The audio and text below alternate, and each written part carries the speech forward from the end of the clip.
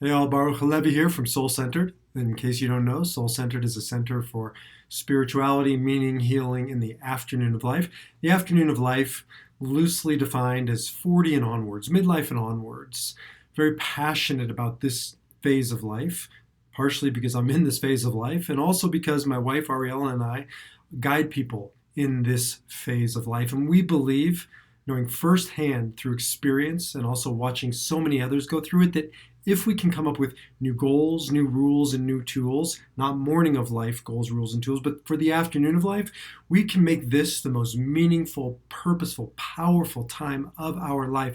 And I can think of no more important area to really reimagine than defeat, or the opposite of success, right? Failure.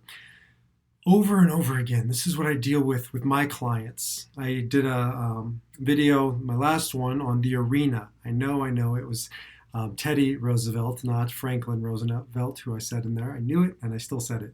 Nonetheless, the arena, right? Being in the arena of life, putting yourself out there means you are going to know defeat. The question isn't whether you get defeated. The question is whether you get back up again and again and again. That's what defines greatness. Not this imaginary, day of perfection when I'm gonna arrive there and it's just perfectly blissful and untouched and there are no more failures. That's not how it works, and that's not the definition of success. I work with so many people who are truly successful, and yet they don't think they are because they have experienced defeat and defeat and defeat. And what I help people do is to reimagine the definition of defeat.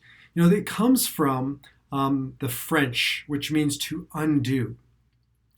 If you think about what a defeat does, it's a good thing. It is a blessing. You don't want them, but you don't have to want them. You certainly don't have to go looking for them. They will find you. When you push yourself to grow, when you put yourself in the arena, like the last video, like Teddy Roosevelt teaches us, you're gonna know defeat because you're putting yourself out into the world, out into challenging situations, and that is good, to challenge yourself and to grow.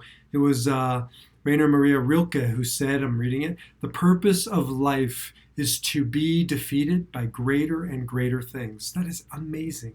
The purpose of life is to be defeated by greater and greater things. Why? Because it's an undoing.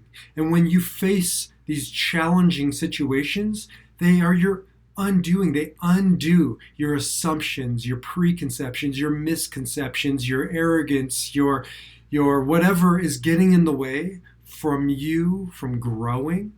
And so it's about putting yourself out into the arena, out into life, challenging yourself with greater and greater things, not getting smaller, not going backwards, but every day, right, in every way, increasing and increasing and increasing. And yeah, getting knocked down, getting defeated.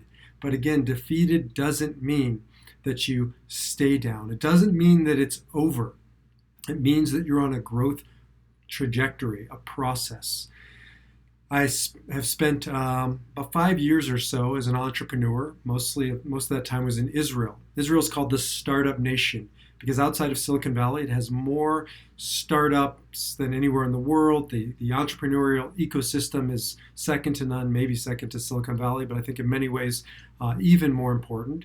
One of the reasons why Israel is so entrepreneurial is because they have a different idea of defeat. In Israel, this idea of failure isn't starting a company and watching it go under. Right? Israelis and all entrepreneurs know that over 9 out of 10, more than 9 out of 10 startups will fail. The question is, do you keep going? New iterations, new versions, learning from your mistakes. Israelis are really good at not taking that defeat personally.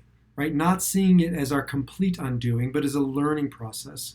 And I think we in the West have these more shinier images of success that are about perfection, flawlessness. That's not what success is. It certainly will never get you there, right? It was Plato, I think, who said the the enemy of good is perfection, or perfection is the enemy of the good. If you're constantly looking to be perfect, to be blameless, to be flawless, then the only way to do that is not to go into the arena, not to put yourself into challenging, growth-filled situations. If you want to know true success at its deepest level, you've got to challenge your assumptions around failure, around defeat, not thinking about undoing as a bad thing, but undoing all of the pieces in you and in your life that are holding you back from growth. Again, the purpose of life is to be defeated by greater and greater things.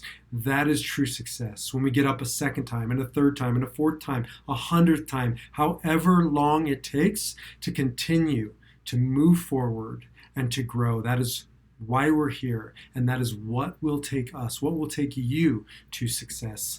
I would love to talk with you about success in your life, to help you reimagine what success is, to help you transform those defeats into a learning process of growth, to help you experience the success that I know you truly are. You just have to internalize it and understand it and reimagine what it means. That's how you transform these defeats, these challenges, these setbacks in the afternoon of life. You can get a hold of me at Baruch, B-A-R-U-C-H, at mysoulcenter.org, or just jump over to our website, mysoulcenter.org. I'd love to hear from you. Take care. Until next time, namaste, shalom, salam, and peace.